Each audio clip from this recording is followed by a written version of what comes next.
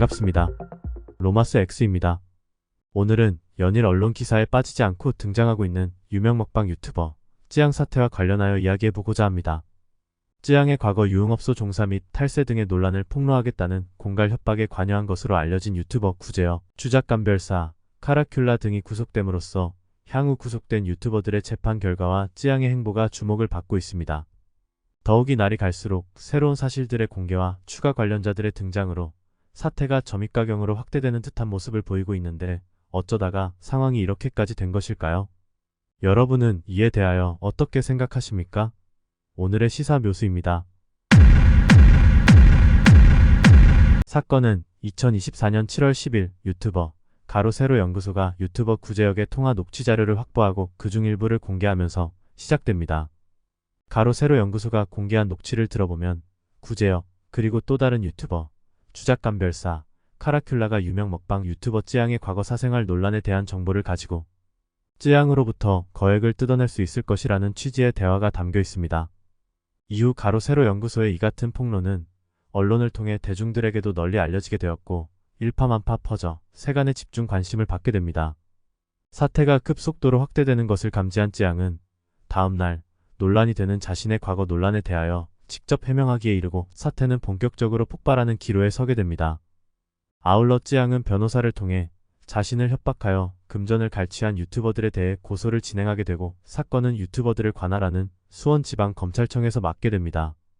2024년 7월 13일 쯔양을 협박한 게 아니라 쯔양 측으로부터 용역비 명목으로 5,500만 원을 받았다고 주장하며 가장 먼저 사건의 중심에 서게 된 구제혁이 직접 검찰에 가서 이를 입증할 핸드폰을 제출하고 조사를 받겠다 선언하며 2024년 7월 15일 오후 2시경 서울중앙지방검찰청을 방문하지만 검찰 조사는 이루어지지 않습니다. 한편 쯔양이 금전을 갈취당한 데 대한 대중적 비난이 쇄도하며 사회적인 심각성으로 확대되자 유튜브 회사에서는 쯔양의 사적 논란에 대한 입막음을 대가로 금품을 갈취한 것으로 알려진 구제혁, 주작감별사, 카라큘라에 대해 자사 유튜브를 통해 수익을 얻는 것을 못하도록 하는 수익 정지 조치를 하기에 이릅니다.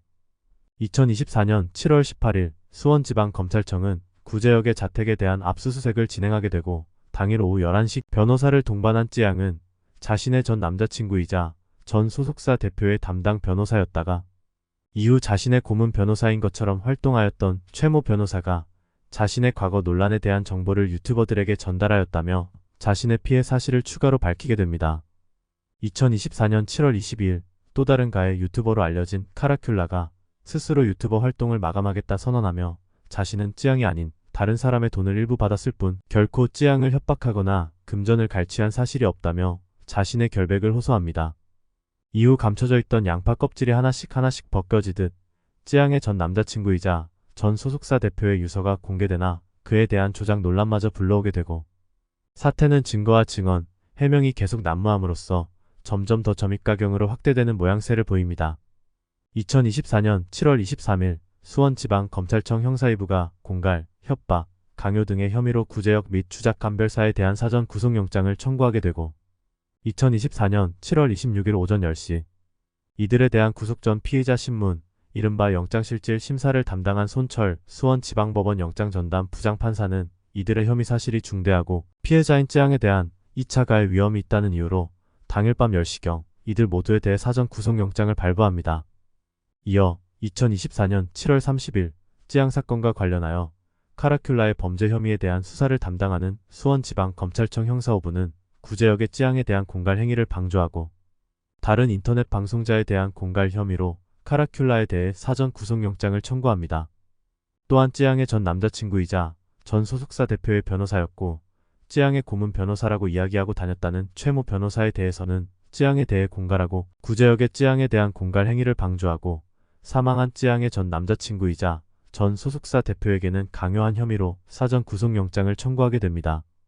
2024년 8월 2일 오후 2시 카라큘라 및 최모 변호사에 대한 구속 전 피의자 신문을 진행한 송백현 수원지방법원 영장전담 부장판사는 당일 밤 10시 25분을 넘긴 시각 증거인멸 및 도주를 우려해 카라큘라에 대해서는 구속영장을 발부하지만 최모 변호사에 대해서는 범죄 성립 여부에 대해 다툼의 여지가 있고 증거인멸의 우려가 적다는 이유로 구속영장을 발부하지 않습니다. 이로써 쯔양의 과거 논란 폭로를 이용해 돈을 갈취했고 추가로 갈취하려고 했던 유튜버들이 모조리 구속되는 결과를 맞습니다.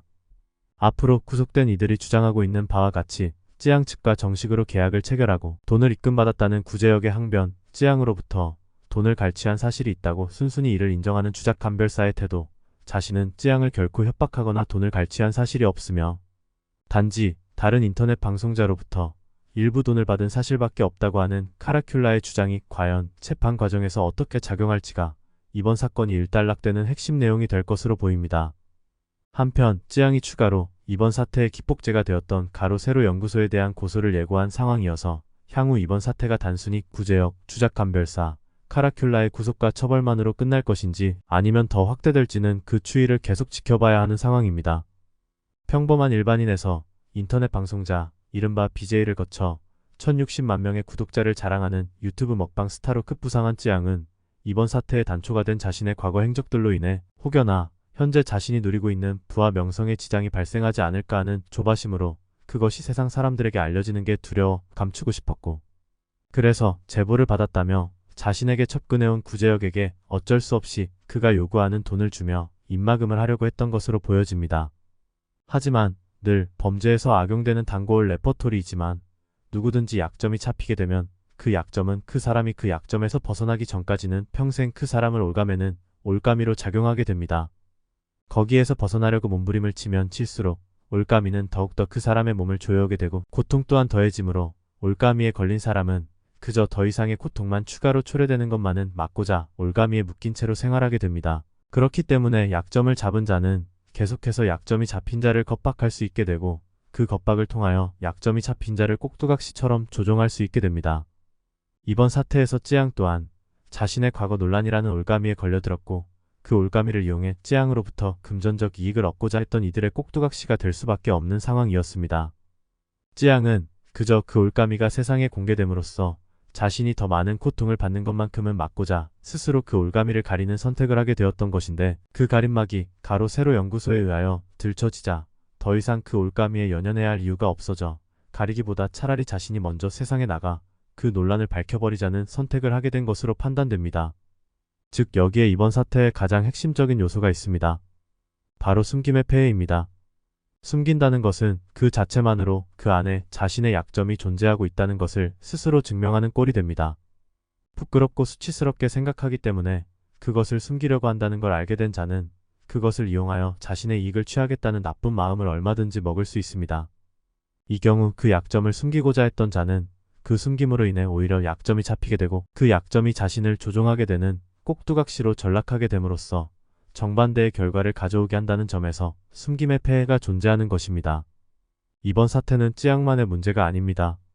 우리 모두 누구라도 자신에게 숨기고 감추고 싶은 부분이 있는 게 당연하고, 자신이 사회적으로 더 많은 부와 명예를 가지고 있을수록 자신이 숨기고자 하는 약점으로 인해 행여나 그것을 잃지 않을까 하는 마음에 그 공포와 두려움으로 더욱더 숨기고 싶어 하는 건 당연합니다. 더욱이 여성이고 유명인인 찌양은 숨기고자 하는 그 마음이 더욱더 간절하였을 것입니다. 그러다가 다른 이에게 그 숨김이 발각될 경우 인간의 이기적인 마음으로 인하여 그 숨김은 범죄의 대상이 될 수밖에 없는 것 또한 당연한 귀결입니다. 누구에게나 숨기고 싶은 과거나 사실이 있으며 그것이 세상에 공개되고 폭로됨으로써 자신의 모습이 수치스러워지고 남들에게 부끄러워질 수 있다는 두려움과 공포는 누구나 갖는 자연스러운 모습입니다. 따라서 일단 숨기고 보는 것이 맞습니다. 하지만 그 숨김 자체가 약점이 되어 꼭두각시가 될 수밖에 없다는 걸 알아야 합니다. 단순히 더 많은 사람들에게만큼은 감춰지고 숨겨지길 원하기 때문에 그걸 위해서 꼭두각시라도 되어야겠다는 생각을 누구나 하기 때문입니다. 그러나 꼭두각시가 되어버리면 그 약점은 단지 자신을 조종하는 사람 이외의 다른 사람들의 눈에만 보여지지 않을 뿐 자신을 조종하는 자에게 연결된 실이 되어 자신은 평생 꼭두각시로 살아야 한다는 것을 명심해야 합니다. 따라서 숨기는 것에 급급할 게 아니라 그 약점에 대하여 떳떳하고 의연한 태도가 중요합니다. 아무리 그 어떠한 부끄러운 약점이라고 할지라도 본인 스스로가 떳떳하고 의연하다면 세상 그 어느 누구도 그것을 약점이라고 말할 수 없습니다. 본인이 아니라는데 누가 뭐라 할 수 있겠습니까? 평가는 사람마다 얼마든지 다를 수 있습니다.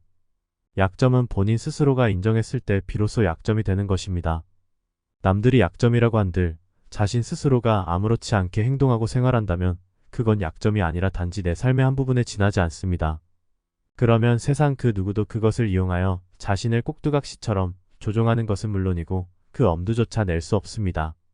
세상 그 누구에게도 부끄럽고 수치스러운 부분은 다 있습니다. 이번에 구속된 구제역 주작감별사 카라큘라 또한 마찬가지입니다. 하지만 그들에게 약점이 되지 않았던 것은 그들은 떳떳하고 의연하게 살았기 때문입니다. 아무리 부끄럽고 수치스러운 부분이라고 할지라도 다 우리네 삶의 일부분이고 그동안 자신이 살아온 발자취이며 지금의 자신을 있게 한 인생 발판이 되어주었다는 점에서 다들 아무렇지 않게 그냥 살아가고 있다는 걸 알아야 합니다. 좋든 나쁘든 그것이 옳든 그렇지 않든 간에 그 무엇이 됐든지 숨기지 말고 떳떳하고 의연하게 살길 바랍니다.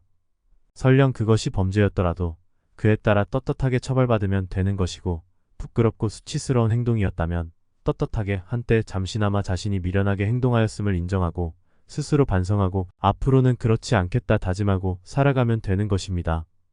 과거보다 중요한 것이 현재이고 현재보다 중요한 것이 바로 다가올 미래라는 점, 단순하게 자기가 먼저 약점으로 여기고 숨기고 감추기에 바빠 누군가의 꼭두각시가 되기보다는 그게 부끄럽고 수치스러운 내용일지라도 이미 자신의 삶 속에 녹아든 만큼 결코 지울 수 없는 자신의 한 부분이라는 점을 명심하고 그냥 함께하는 내 일부분이다 라고 생각하는 자세. 그것이야말로 누군가의 꼭두각시가 되는 것보다 진정 더 현명하고 지혜로운 방법이라는 점을 결코 잊어서는 안 될 것입니다. 숨기면 될 것 같지만 결코 만능이 되지 않는다는 점, 썩은 이는 치료의 대상이지 숨긴다고 해서 그 고통이 사라지지 않는다는 점 명심하길 바랍니다. 오늘은 여기까지입니다. 다음 시간에 뵙죠. 고맙습니다.